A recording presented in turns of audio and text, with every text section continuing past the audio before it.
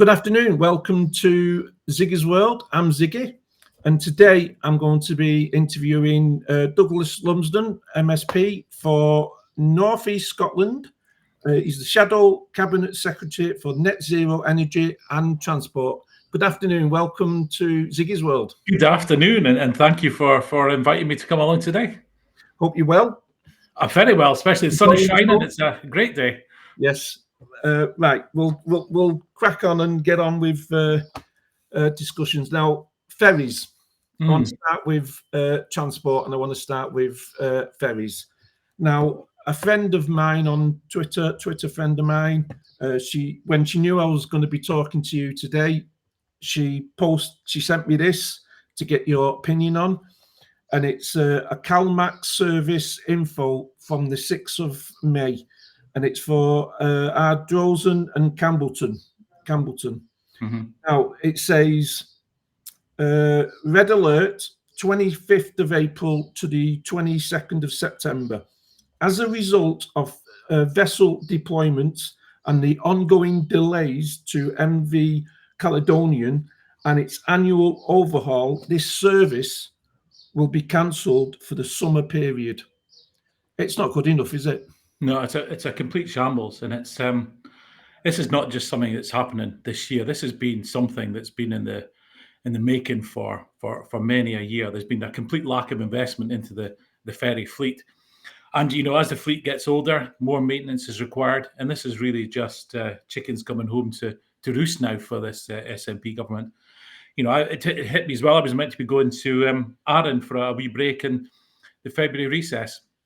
I had it all booked, the local hotel in Arran, and then the ferry was cancelled just a couple of days before, so I had to cancel. And it's the impact that has on the island's economy, and the islands. Could you imagine living somewhere in the like Arran, for example, and you don't know whether your ferry is going to run or not? It's almost like getting your road blocked going. If you live in a city like Aberdeen, trying to get to the central belt, it's having that road closed. It's having you can't get to the shops you want to do. You might not be able to get to work. You might not get to schools, and it's just not good enough. And it's dragging on for far too long. And there's just so many things behind it that's just leading up to this, I would say, a real emergency that the SNP government have around ferries. Do you think they'll ever get into service? Do you think people will ever be paying and going on to them, or they're going to be the most expensive paperweight we've ever seen in the world? I think that in terms of the two new ones, I think they are almost ready now. I know one of them's been out. The Glensanix has been out on sea trial, so hopefully there's a little bit of light at the end of the tunnel. But we've got to remember, these are 5-6 years late, 3 or 4 times over budget, and it just shows you the complete. It's been an absolute farce from start to finish. They ordered ferries, they started building them without having a proper design in place. It was all done, I feel, under a sort of, it was rushed to try and make an announcement at an SNP conference. We know that, and it's just not been good enough. And it's the island communities that have been badly let down by this complete mishandling of the whole ferry debacle, really. I also think it's a bit it's not a bit. It's embarrassing for Scotland and for investment into Scotland, because they must look and think, well, why should I invest when they can't even build 2 ferries and at the cost that they're being, that they are. They made this into such a big announcement that they'd saved the plants, and they'd saved an industry within Scotland. But as I think we've seen in a lot of times, when a government interferes in a private private industry, it never works out fine, does it? Certain industries, yes, certain huge industries, yes, the government has to step in sometimes and plough money into them. I understand that, but this was just a small. It was a small business that was going out, was obviously not working properly. The management wasn't working properly, and it was going into liquidation. Yeah. As you say, it was just a big headline. Let's say we've saved jobs, but as it's turned out, it's cost the taxpayer hundreds of millions of pounds. It has cost the taxpayer hundreds of millions of pounds, and I'd like to say, at the outset, it has been, a huge embarrassment for Scotland, and also a huge embarrassment for the Yard, and that is not in any way a reflection of the workers in that yard who have been doing their best to try and build those two ships, with a management that's been totally letting them down, with a government that's been totally letting them down. I sit on the Net Zero Energy and Transport Committee. We had David Tideman at the committee before he was sacked, telling us about some of the issues that had came up before he was even there. Things like installing the wrong kind of steel for the back doors, installing the wrong kind of pipework for the LNG system. That is completely incompetent. And that's nothing to do with the guys that were actually doing the work there. This is all about the management and the government. And they've been completely let down. And that has, unfortunately, has mean that the whole brand has been tarnished. And it's been a real shame. And we'll have to look ahead, about what investment is now going to be needed to try and get that yard up to a state where it can compete for new orders going forward. And I don't really know what that's going to be, because the government still don't have a plan going forward for that yard. Well, we've just seen with Turkey, we ordered, was it 1 or 2 vessels of Turkey? That was four. And they're all running off the production line. They're probably going to be in service before the 2 ferries that were being built here. And it's only been ordered 4 or 5 years after them. A year, 2 years since we ordered those of Turkey. So why is, as you say, it's been the management and it's been the government interference that's caused it. And I agree that the workers, you can't blame the workers for any of this. Mm-hmm. How do they go forward now? Well, I think in terms of, and I've heard this at committee before, in terms of the yard and in terms of the 2 vessels, the Glensalix and Glenrosa, that yard was never, from what I've gathered, capable of building those two vessels. They could have built probably smaller ones, but that's not what they were given, because politically it was just seen as the best thing to do, give that work to that yard. So it is going to be difficult for that yard to actually regain the trust. What about the infrastructure as well? Because they haven't got the infrastructure to be able to port these ferries because of the size of them, and they're having to do that as well. And from what I gather, that's not even anywhere near done. No, the work hasn't even started. You couldn't make it up that they're building 2 ferries to go from Ardrossan, but Ardrossan Harbour is not capable of taking them. They've got the berth space at Ardrossan isn't big enough. They don't have the LNG storage at Ardrossan. None of that infrastructure is in place. Now, you would maybe forgive them if, just suddenly we said, right, that there's 2 ferries going to go from that harbour. They've known for years. I'm trying to think how far back it was since these ferries were first announced. It must be like 7 years ago. It was High days, so it's been a long time.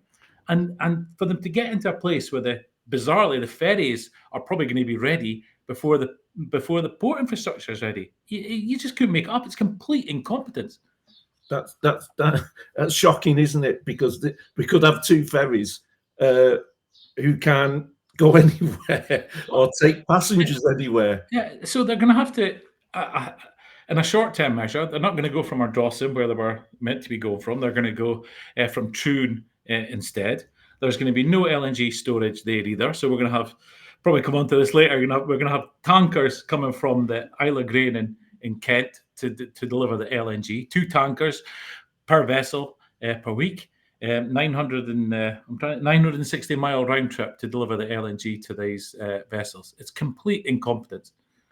And this is our money. This is, this is taxpayer money. This is being money that's being, I would say, wasted by this government. Yeah, and it's incompetence. It's just sheer incompetence, and I think it's a little bit lazy as well.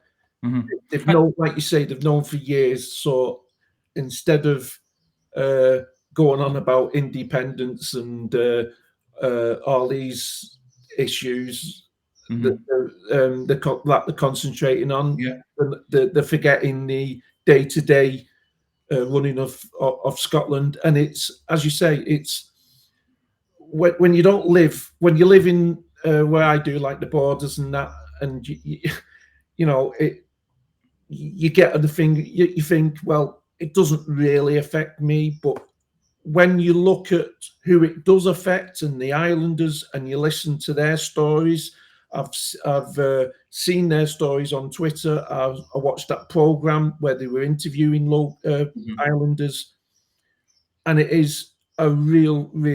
It is destroying families, isn't it? It's destroying it's destroying the economy of the islanders. It's destroying the family, even the family unit, because kids are having to stay on the mainland for school sometimes because they can't get back. It's and businesses are shutting and leaving. It is absolutely destroying a whole part of our country. And then you've got to look at, obviously, the taxpayers' money that's gone into these ferries. I believe it's over 350 million now. No, and that's the thing. It is complete incompetence, and we've had, as you say, hundreds of millions extra spent, delays that have impacted islanders and the communities, and we've had, changes at the top of Ferguson Marine. We've even had changes at the top of Calmac, but we haven't had a single Scottish Government minister resign over this. And for me, how can that be? If this was just a normal private company, heads would roll. There's no way a private company would accept what's happened here in terms of the incompetence over the ports, over the incompetence over the delays, the incompetence over the how much it's over budget. But that's what's happened in the Scottish Government, and not one minister has been held to account for this catalogue of failures that we've seen. Yeah, it's and I think there is a conversation to be had about, and I think I watched it in the BBC programme about the alleged corruption behind this as well, because I don't think we've got to the bottom of that. And I think that is something that I do think needs investigated, along with a whole host of other things we've seen from this government.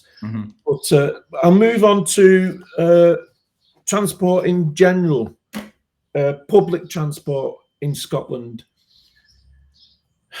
It seems to be in quite a bit of a mess from where I can see it. We're seeing bus transport being cut. We're seeing the budgets being cut for transport. We're seeing this free transport for under, is it 25s or something? Under 22-year-olds. 22-year-olds. The stories that I've been told about this, about kids just going up and down on the buses, and the antisocial behaviour that it's been caused due to this, and the attacks on bus drivers and other passengers.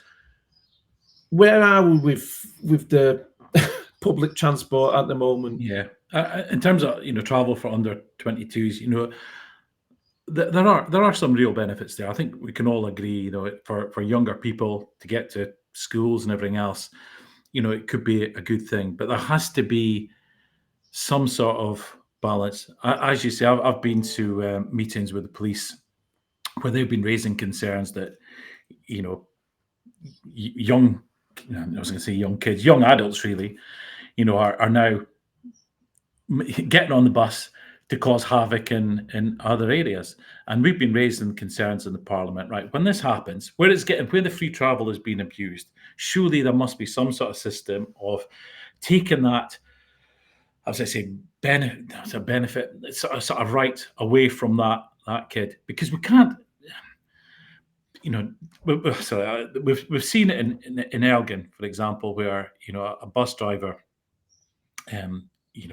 regrettably, lost his life when he was assaulted by a youth. So there is a growing concern that we have about antisocial behaviour on public transport.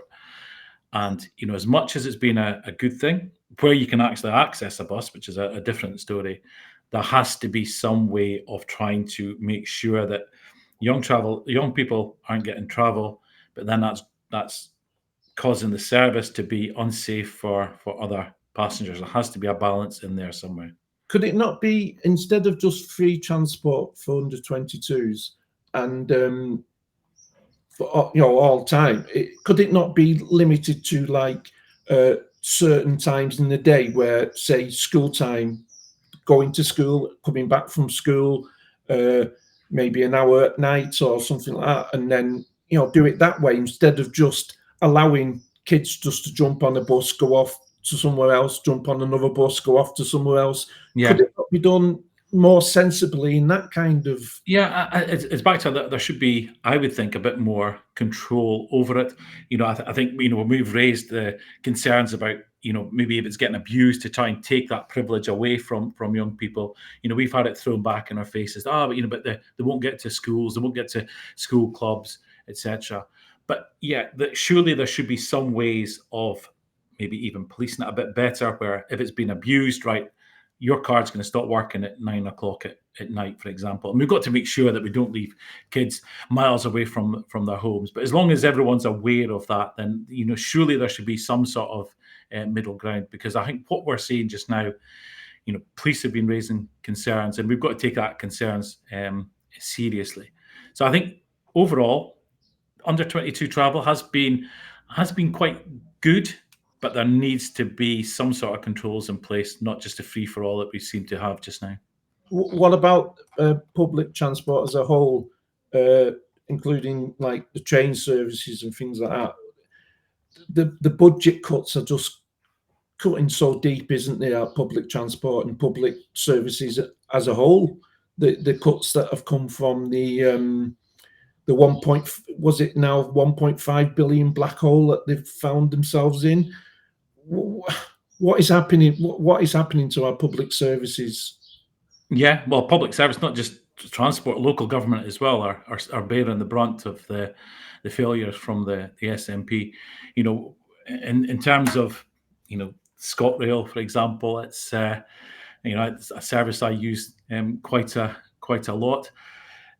There is, as you say, their budgets have been cut in terms of we need to try and encourage more people onto the trains, but there's been promises made that have been abandoned. We were up in the northeast. We were told that 200 million would be spent to reduce journey times between Aberdeen and the Central Belt, for example. We were promised that in 2016 it would be spent by 2026. I was just told by ScotRail last week that that's not going to be happening. It's not good enough. But that's what we always have from the SNP. They always throw out long-term commitments, and then when it comes to near where that commitment was meant to be spent, they roll back from it. We've had that from that 200 million on rails. We've had that from the A9 Julian that was meant to be done. It's been abandoned, delayed. We've had that for the A96 Julian that was delayed by the extremist Greens. Hopefully that'll be back on the table, but it's going to be delayed.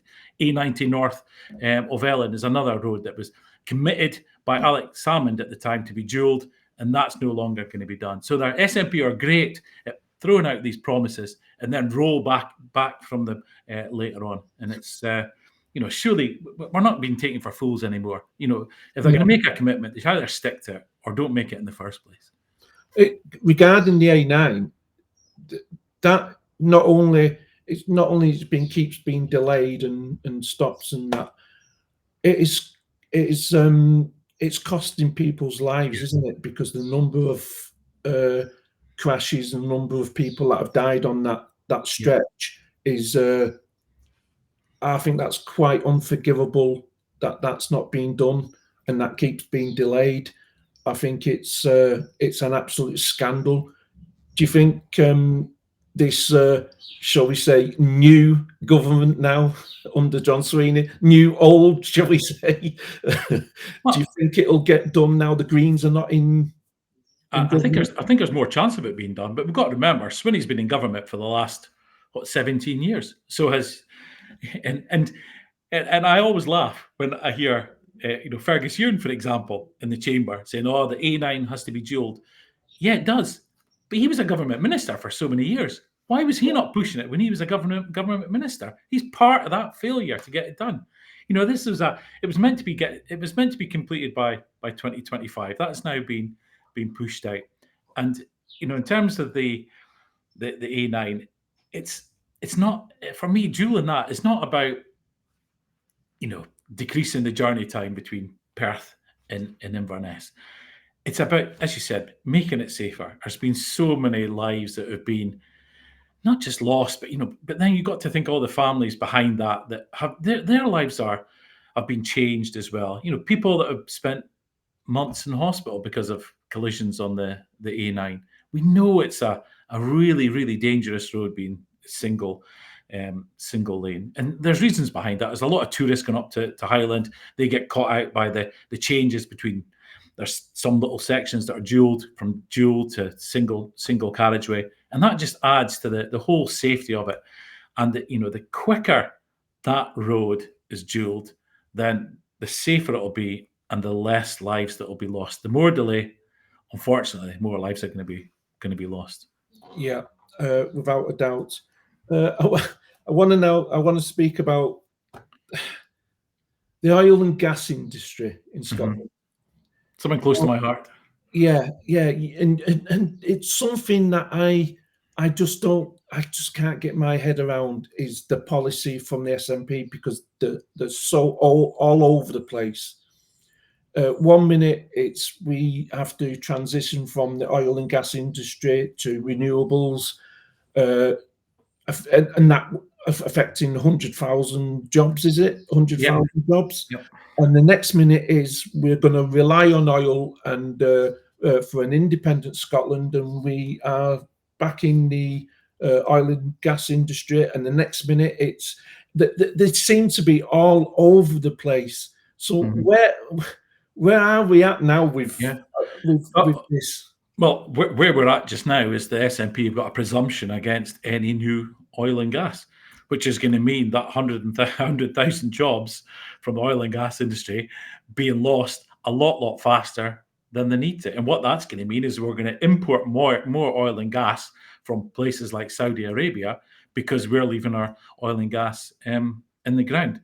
So that's, and in terms of our economy, that's completely the wrong thing to do. Instead of producing our own and protecting our own oil and gas jobs, we are going to be importing and supporting jobs overseas. It just doesn't make sense. So the presumption, that's where they are just now, the presumption against oil and gas. Back just before 2014, remember Alex Salmond said, this is Scotland's oil, and this is how we can afford independence, is because of all the oil and gas that we have. So now they've suddenly switched away from that. They do have a slight issue because people like Stephen Flynn, for example, represents Aberdeen South, which has a huge dependency still on oil and gas. So, of course, his stance, he may try and sound is a bit different, but overall, the SNP's presumption against oil and gas is going to be the death knell. He does have a big problem because, according to the latest polls, and that his seat is in play in the general election. So he does have a big issue with his own party about oil and gas, doesn't he? Yeah, well, seemingly he was pulling the strings between Humza being having to go the other week. So that was one of the reasons why he was suddenly he got involved heavily in getting rid of Humza. Do you think it's because he sees the numbers and thinks, I've got to do something because my job is in Westminster? I think the latest polls in terms of SNP MPs being returned next time, I think it was 15 was the was the latest poll. So there's loads of SNP MPs will be doing anything they can to try and save their skin. And I'm sure Stephen Flynn would have been one of them. And I think that's one of the reasons why he was up meeting Hamza Yusuf just before they scrapped the Butte House Agreement, to make sure that they did anything to get rid of the Greens in government. But for me, it's too little too late. They've turned their back on the oil and gas industry, and that's how we will be reminding voters, especially in the Northeast, the damage that they've caused with their getting into bed with extremist Greens. Well, I did. Someone contacted me from who works in that industry, and he put it a different way to me about what's going on. And when I thought about it, I thought, my God, yeah, he's 100% correct. He said, we have some of the most skilled people in that industry working in Scotland in the world. Mm-hmm. Countries do come to our industry all over the place to look at how these jobs are done, and how they do it and what they do, and they are highly skilled, professional jobs. And he said the way Scotland was going, the way the SNP are taking Scotland, they are going to lose them jobs to other countries. Mm-hmm. They will leave. They will go to other countries, and that skill that we've had for over 50, 60, 70 years will be gone and Mm-hmm. will be lost forever. You Yeah. can't that them skills will go to different countries. They will go all where the jobs are. They will go, and we will lose that skill. Yeah. No, that's 100% right, because in terms of Aberdeen in the Northeast and oil and gas jobs, there already is, I would say, quite a fluid, I'll say not job market, but quite a fluid workforce. They will actually move to different countries throughout their career, and hopefully come back again. And so it's if we're saying to those people, right, your job in Scotland, we don't want that. We don't want to be associated with oil and gas anymore. We want you to try and transition onto a job that probably pays half as much, and maybe on a wind farm or something. But you can either do that, or you could go to places like Qatar, for example, where you'll be paid a lot more anyway. You'll be probably earning that tax free. I guess they would be thinking, well, why don't I do that for a few years, and I can always come back and retire in this country? And that's, I think, what a lot of that workforce has been faced with over the last few years. The total negativity towards their industry and to them is driving them away. And with that, also the tax take that we need as an economy to keep local services running. We see, and there's been a lot of claims about the renewables in Scotland, and a lot of false claims made. Mm-hmm. Now, what is the actual truth about the renewables and the renewable sector, and how much we generate for renewables? Mm-hmm. I remember it was Alex Salmon said we were going to be the Saudi Arabia of wind, but that hasn't really happened. They've sold off, because the forever complaining that the UK sold off the oil markets, and that sold off to companies. Mm-hmm. But yet we have these wind farms that the Scottish government sold off at a small fraction of what they actually are worth. Mm-hmm. Yeah. So they've done basically the same, haven't they? And that was for quick money, because they needed it. Yeah, and this is where the SNP are complete hypocrites as well. We often hear that Norway has a sovereign wealth fund. We should have done the same with oil and gas money. But they had an opportunity to do something similar with the money that's coming in from wind. But they had the licensing round, they had the money coming in, but they've spent that money already. They were plugging holes in their budget with that cash already. So it's what's been in is all been spent. So once again, it's just total hypocrisy from the SNP. But in terms of the jobs being created so far, there is a great potential going forward for jobs in terms in the the wind sector, but they're not going to be as well paid as the oil and gas jobs. RG have done a survey and they've said that already, but the jobs are not there yet.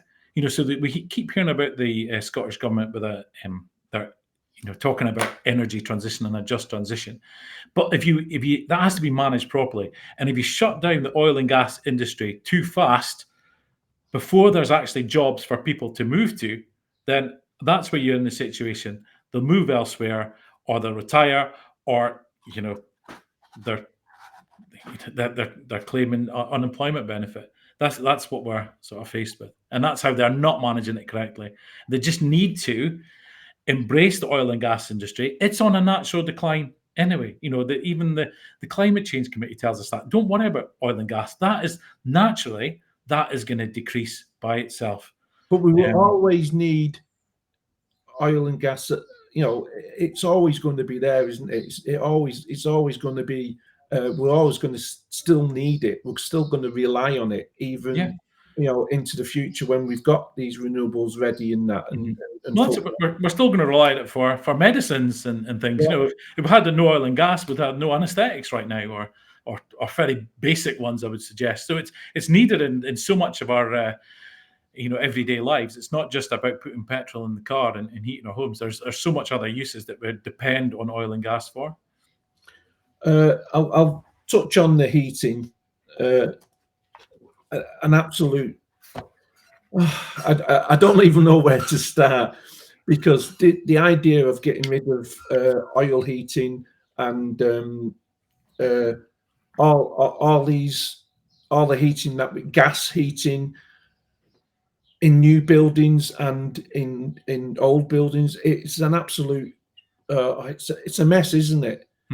And they've had to go back onto that, haven't they? They've had to go back. No, they haven't yet. No, they came out. It was April Fool's Day, I think. They came out with their ban on wood burners in new buildings. Which, once again, this is driven by it was driven by green ideologists like Patrick Harvey, who sort of introduced that. Yeah, that's fine. In Glasgow, you're probably never going to have a power cut. If you do, it's probably not going to last long. But what we've seen with Storm Arwen a couple of years back, some people without electric in their homes for 2 weeks.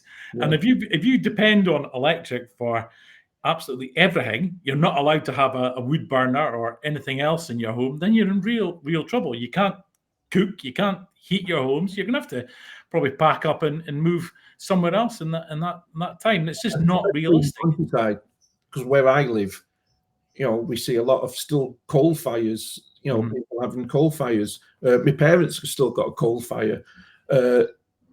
It's wood burners, and there's some places, remote places, that actually rely on it because they do have power cuts every year. I know somebody on Twitter who is constantly every winter has power cuts, and if they didn't have the wood burner, they would have no heating whatsoever. Yeah, and I think they were even banning sort of the use of biofuels as an emergency source as well. So they'd cut that off. You're basically forcing everyone to use electric for everything, and if you weren't connected to the grid, then you'd be in real trouble. And if you were, in a remote place where power cuts were fairly common, then you would be in trouble also. Yeah, another absolute mess from the SNP. I'll touch on what's happened recently. John Sweeney as First Minister. What's your first impressions? It is. We put out a tweet saying, back to the future. And I was at FMQs this week. He had a bit of a pop at me. I'm not quite sure why, but for him to come out and say, I'm the new candidate. I'm someone new. This is a fresh start. He's been in government for 17 years. He's been through all this failures. He was part of putting the Butte House Agreement together with the extremists in the Green Party. For him to now suddenly say, "Oh, this is a new SNP. I'm a new person in charge." What a load of baloney! He's been right at the heart of this failures in the SNP government we've seen for so many years. What do you make of Utter nonsense. What do you make of his new cabinet with Kate Forbes as deputy? I was going to say, it's not much of a new cabinet, is it? You know, Well, we've had the continuity candidate with a continuity cabinet. Exactly, You know, the only thing he's done is put Kate Forbes in place to appease some people in his party. Obviously, it's upset some other people, and then just give her the deputy role and carved out a little bit of Gaelic. Shona Robinson's give her Gaelic as well, and also economy. He's taken that off of Shona Robinson. So, and everyone else has sort of stayed the same. So, if he was trying to get away from the narrative of being the continuity cabinet, he should have really shuffled things up a bit. Instead, he's just basically left things as they were. But when you look at it, there isn't much. There's no talent in the cabinet, but there's even less talent in the rest of the party, is there? Yeah, no, absolutely. I was with a couple of colleagues. I had my notebook out earlier in the week, and we were listing a lot of people that we thought would actually be given the sack from his ministerial roles. We got a few of them right, a couple of them right, but there's still a lot of I'd say deadwood in there that he could have easily got rid of. But as you say, who's he going to bring in? When you look at that back benches of the SNP, there's not much talent there at all. What do you make of the? He's got rid of the independence minister. Now that hasn't gone down very well. You know, something. I think it was. I think it was the position itself was absolutely a joke. I think I think it's Willie Rennie that kept saying he had to put Jamie Hepburn out of his misery soon enough with that role, and at long last he has. This is to try and paint the picture of, he can try and pull the whole sort of parliament together. But as he said yesterday, he's got rid of that role because he wants independence sort of part of everyone's role in the cabinet. So nothing's really changed. But way out. Jamie Hepburn was trotting out all these papers that they've been doing on independence. That's papers that's cost taxpayers, me and you, money when they're sort of producing it all. It's about £100,000 per paper so far. But at least even Hamza Yusuf said they sit on a shelf and nobody reads them. So what's the point? They're in fairy tale land. Independence isn't going to happen. Why are they producing all this crap just to try and publicise it? It's crazy. But the worst thing is, if they're doing it with their own SNP money, well, what they've got left, that wouldn't be too bad. But they're using taxpayers' money to fund all this dross that they're producing. And what made me laugh, and I just couldn't believe it when I saw it. I thought it was a joke at first, but his first minister's speech was all about, and he praised your side, the Conservatives, and said, well, I've worked with the Conservatives before on issues, and I hope to do again. And he praised Labour, said they did well when devolution first started and getting it up and running. He praised everybody. And then as soon as he left the building, he said, I will work with opposition parties as long as they park independence opposition. Now, what makes you even think that is remotely ever going to happen? Yeah, that's just how is that working with others? Yeah, I don't hear him parking his independence obsession. Maybe if he parked that, then other people from other parties may be looking to work with him. I can imagine, and I know. I think Sturgeon may have even said the same thing when she became First Minister. But in Sturgeon's time, she was coming from a position of strength because they were winning elections, they were getting the votes, they were getting the seats in Parliament and Westminster. So she was coming from a position of strength, saying that. John Sweeney, and as you say, he's been in politics a long, long time. He knows that he's coming from a position of weakness. He's got a minority government. He's upset the Greens. He knows he's going to have serious trouble getting anything through Parliament, any of his policies through.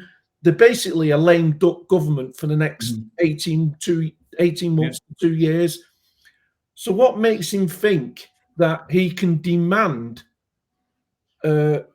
one minute saying he'll work with the opposition, and then next minute demanding that they do something like parking independence. Yeah, I think my reading of Swinney is, he's just coming in to basically stop the rot. They've realised how bad things are going. That's probably why Flynn was up meeting with Humza just the week before Humza went. They needed to change something. He's been seen as the almost the safe pair of hands to try and stop the rot. But for me, I don't see him as a safe pair of hands. His hands have been over so much of the policies for the last 17 years, especially stuff like the Gender Reform Act that they had, things like the Hate Crime Act as well. That's all been he's been right at the heart of government when all that rubbish has been coming forward. The GRR, he wants to have another. He said, "I want to have another conversation and put this back on the table." When it was shut down, it's been nobody. It's not. It's one issue, and I do quite a few Twitter spaces where we discuss politics and that, and we do get independent supporters coming in and having a say, and we get but it's one issue that brought Scotland together. Whether you're an independent supporter or you're a union supporter or whatever, it's one issue that I've seen in the last over 10 years that brought everybody together of the same opinion, that it was just, apart from a small section of people, it was just an absolute disaster and an awful policy. And I know Labour got quite a lot of stick for voting for it, and I do know for a fact, because I've heard a lot of people say the Conservative side were the only party in Parliament that stood up against this. And I do know a lot of, and I can tell you this, a lot of women independent supporters that are women have said for the first time they will actually consider voting Conservatives, because the SNP let them down, Labour's let them down, and the Liberals have let them down on this issue. And it's the Conservatives that have stood up for. And a lot of them saying, "I've never thought in my lifetime I could vote for a Conservative," but they will because of this issue. No, we've been quite consistent on that. But it's still something that's ongoing.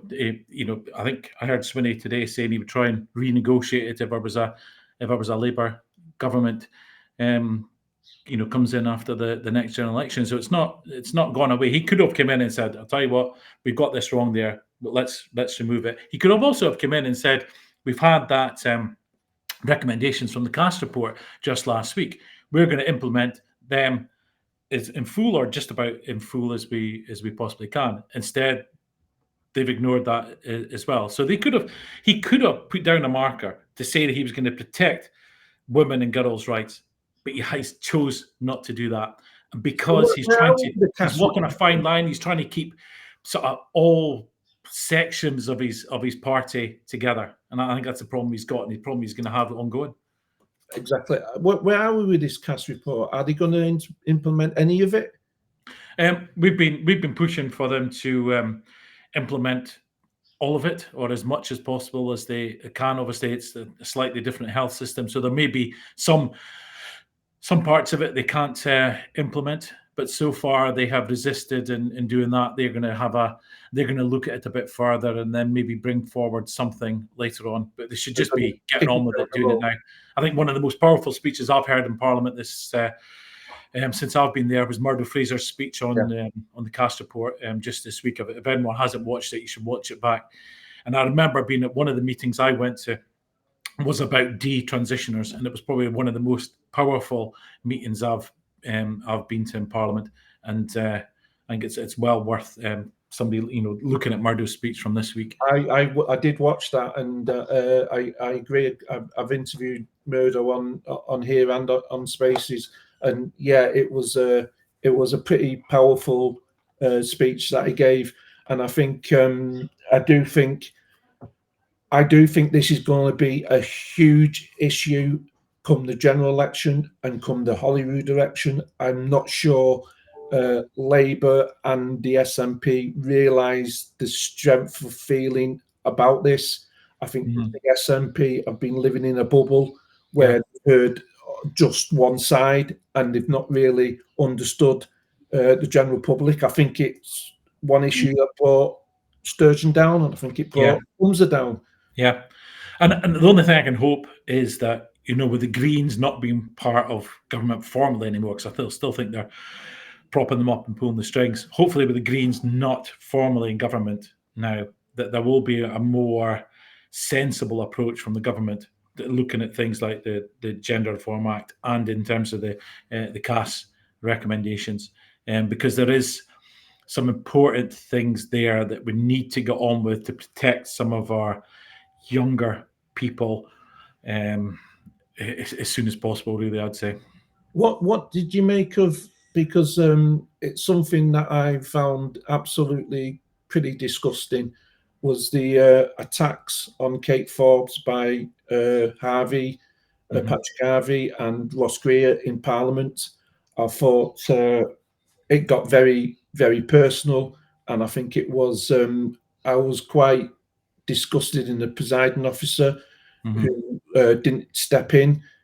She stepped in when Douglas Ross called Sweeney Honest John and said that you can't call him that.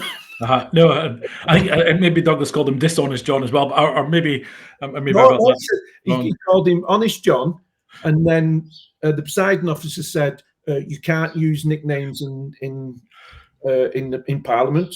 So he then called him Honest John again. The presiding officer said you need to take that back, and I thought, you're going to take back something that because you called him honest. Yeah, I was sitting. The whole thing was extremely funny. Yeah, I was sitting behind Douglas on that occasion, and I witnessed John Swinney getting rather irate from the other side. Yes, it looked like it as well. And I thought, well, he's been called honest. That should be a compliment.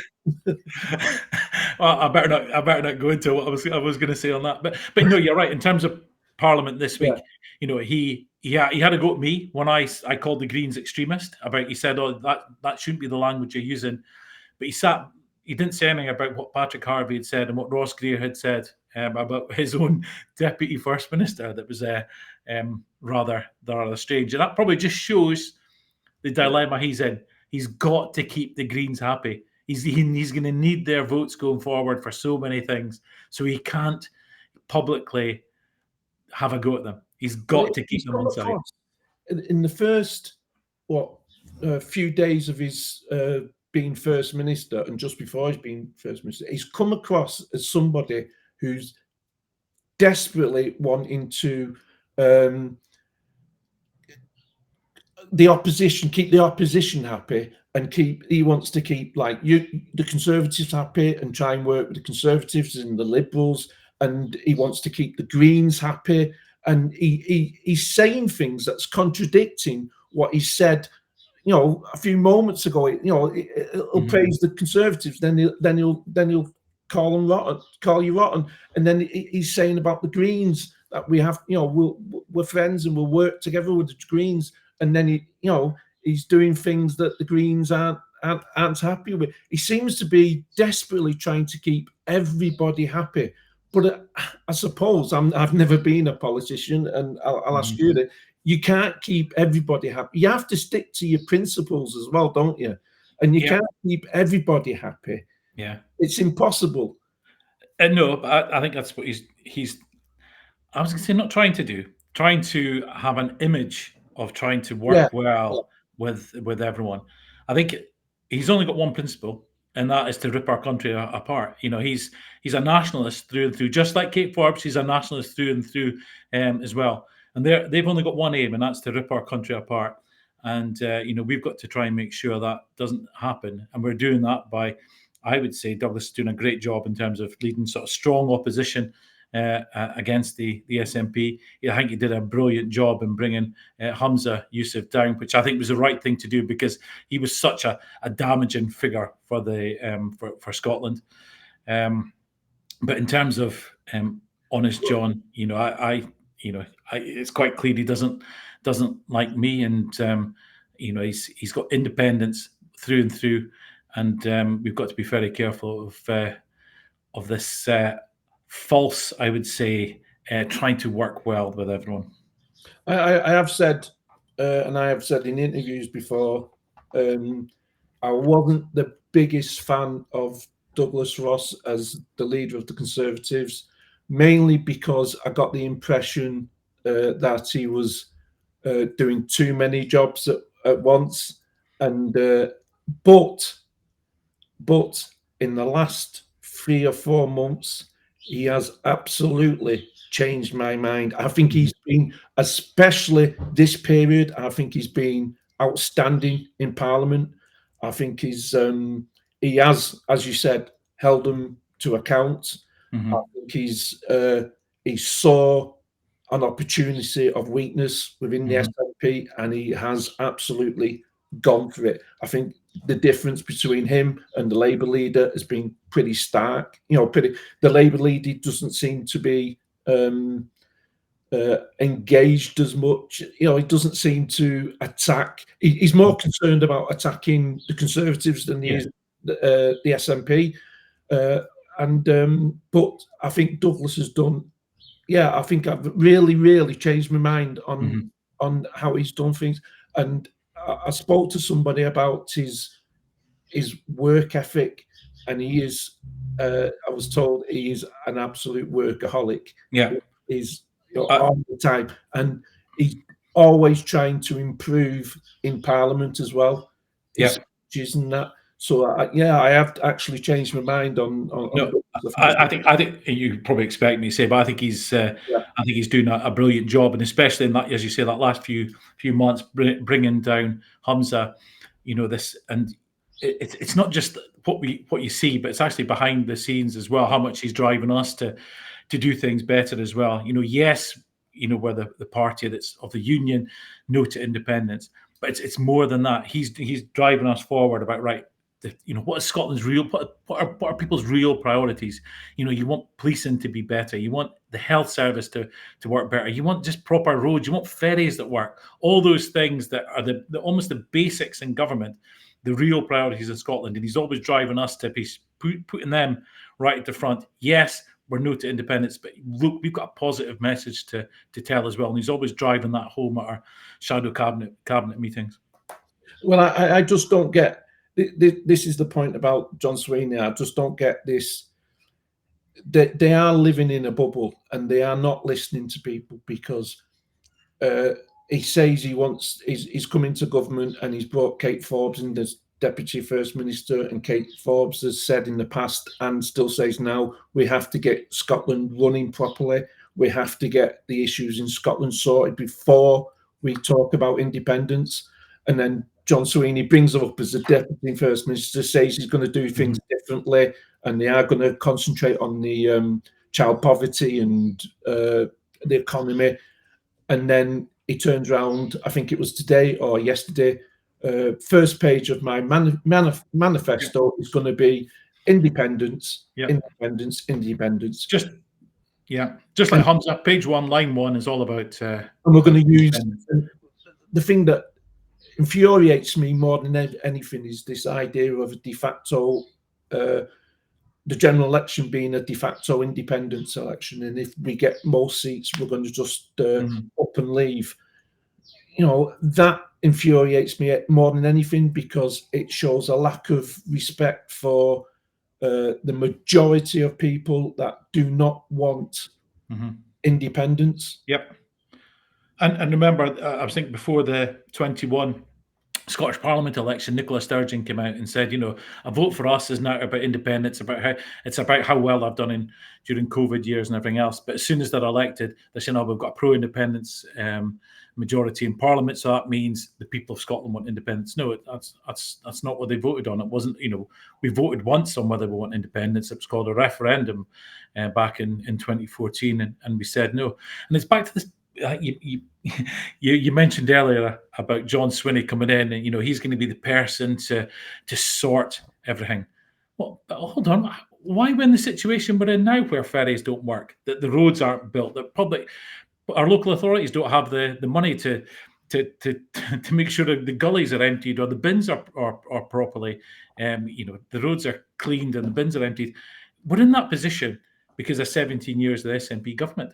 He's coming in claiming that it's a new start. No, it's continuity. We've had this for 17 years. We need something else. Well, what he did to education when he was education minister. Well, that's it. We're going down the rankings, so he took us out the rankings. And as Douglas Ross was mentioning FMQs this week, he just recently he was the education secretary that was promising 3,500 new teachers. Where are they? And yesterday he couldn't give a straight answer whether that was going to be in place during this term of Parliament or not. So I think we'll take from that, then that's a no, more failure from John Swinney and the SNP. I saw the interview after Parliament and STV, SNP's own TV station, as we call it. Interviewed. And he started by saying, well, independence will sort all these issues. And then he started talking about, well, we can't do anything when inflation is at 10% due to the UK government. Well, I knew straight away inflation is at 3.2%. Mm-hmm. So I don't, it was 10% over, it was over 12 months, it was 10%. And while we were at 10%, the whole of Europe were at 10% and higher. Yep. America was high. Inflation was high. Inflation was high all around the world. Yeah. That had nothing to do with. So I don't understand how and this is no disrespect to my own country. Scotland. How would Scotland, with a population of 5.5 million, a new independent country, be immune to high inflation around the world? And this is one of the biggest frustrations I've got when I'm in Parliament. You've got the SNP, a party of government, but they act like a party in opposition. Anything that's going well, they claim the credit. Anything that's not going well, they blame Westminster. And you're right, things like inflation was a worldwide issue, but suddenly it's the Westminster inflation. They caused it. It's the same as when energy prices went high. It was nothing to do with the war in Ukraine. They were claiming it was all Westminster's cost of living crisis. It's absolute nonsense that we get from all the time. And I guess that's a luxury that the SNP have got, that they can always, even though they're in government, even though probably the most powerful devolved government anywhere, they can always try and blame somebody else. But surely people must be starting to see through that now. I do think they are. I do think, and I think that's one of the reasons we are in the SNP are now on the free fall and starting to go downwards, is because people are just saying, the roads aren't getting fixed. Mm-hmm. That's not Westminster. The kids' education is not right. That's not Westminster. And I think their supporters, and I've known this for quite a long time, SNP supporters have often said to me and to others that the SNP are just being used as a vehicle for independence, and that's why we vote for them. They wouldn't even be in government if we got independence. They'd get voted out, and now I think they're saying, well, look, we went to Supreme Court and they shut us down. We now can't get independence, and this government is not going to get us independence. So what are they doing for us? Mm-hmm. And they start looking around the country and thinking, well, we're in a mess. Mm-hmm. And we're not going to get independence. So why am I voting for the SNP? And I think the answer is I'm not going to. And I think they're going to. I personally think the general election is going to be quite a low turnout for the whole of the country because of I think people are getting a little bit disinterested in politics and thinking, well, there's no parties are representing me, and we're not going to vote. We've been let down at Westminster by the Conservative promises. Never happened. Reasons why they've never happened, but people see that, and then they look at Labour and think, well, I don't really want to vote with Labour because I don't agree with, they'll destroy in the 5 years. They'll probably destroy the economy. No, and to be fair, that's something we're picking up on. So we're all door knocking every weekend to try and speak to voters, and that is something we're picking up quite a lot. Is that people are just a bit scunnered. They're not interested. They don't. It's not about I'm not going to vote for you, but I'm not going to vote for anyone. They're fed up with every party. Is that what you're seeing as well? Yeah, absolutely. And I guess, and that will be our job coming up to a general election, is that everyone will stay at home except the Conservative voters. You get out and vote, and that's how it's going to be so important, getting out your home vote in the next general election. Just touch on that quickly. I want to touch on the Conservatives in Westminster and that in the general election. Do you think, as well, the way I see it is, I don't think it will be a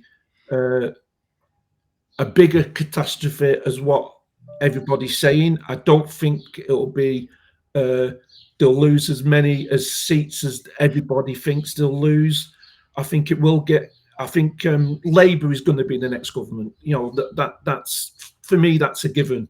Labour's going to be in the next government, but I do not think they're going to have the majority that everybody thinks they're going to have. I don't think the Conservative vote will completely collapse. I think as we get into the general election, I think it will narrow. That gap will narrow between Labour and Conservative. I think that always happens in an election. So how do you see it? Yeah, well, I don't see it as a given yet. But I do think, and I agree with you, I think it will narrow, because I think once you have the general election, you have then, it's quite easy for Labour just now to basically play it safe and say nothing. Everyone knows the Conservative Party's problems and where they stand on certain things. But when it comes to the Labour Party, it's far harder to understand what they actually stand for. And I guess in a run-up to general elections, I guess a lot of that will be flushed out. But in terms of Scotland, I think we'll have a completely different election than, it could well be a really difficult election down south. But I think in Scotland, it will be completely different. I think we'll gain seats. I honestly believe we will gain seats. And I think it's where we are in, when it's a straight fight between ourselves and the SNP, then I think people really, you may think people have had enough of the Conservative Party, but believe me, people have had enough of the SNP. And especially when he's got page 1, line 1, and his programme for government is all about independence, I think people will be tired of that, and they'll realise that the only way to get rid of their SNP MP will be to vote Conservative, and we're seeing that in so many places across Scotland. Yeah, I completely agree with that. I think from what I gather, the SNP, there's just about every seat is up in play in Scotland. I personally have said for quite a while now that I think they'll lose between 30 and 35 seats. But I'm hearing from someone who does data analysis and has looked at this, out Scotland, and he thinks alongside tactical voting, which I think will play a huge part in the election, he thinks that they could go down to single figures in the Westminster, and he said every seat is the margin is in every every seat of the that the SNP are running. That's if they can run a full campaign, because as we all know, the financial situation, and I think I personally think they're close to bankruptcy, if not bankrupts already, and I don't know how they're going to run a full campaign. Yeah, no, I think we've seen that with our leadership election. They were really anxious that there was a coronation, not an election. Yeah. And I think it was more to do with how much it would cost them internally to run a leadership election. And the numbers, we'd find out how many actual members they had. And you know, and if they were to lose that many seats, it's what that does to them long term, because you know, when you have a lot of MPs like they have just now, there's a lot of staff members, so there's a lot of short money and everything else that they get. 1.2 million isn't short money that they get. Yeah. So once they start losing that, then you see their sort of infrastructure that pins them up, quickly disappearing, and it could be well, fingers crossed, serious decline for the Scottish National Party. As it's been pointed out to me, it's not just the short money, it's the money that the MPs send back to the party that every MP pays. I think it's something like £700,000 a year that goes into the coffers of the SNP. Well, if they lose all those seats, they lose all that money as well. Yeah. So it's not looking good. Not looking good for them, which is I think it is one good reason to be positive in Scotland, is the upcoming, I think, general election, and then hopefully, do you think there could be a Holyrood election if the result? No, you don't think that will happen? No, I don't think it'll happen. And you know, even if there was, you know, there was talk of a Holyrood election could have happened. If they couldn't appoint a new First Minister. But I didn't really think that was likely.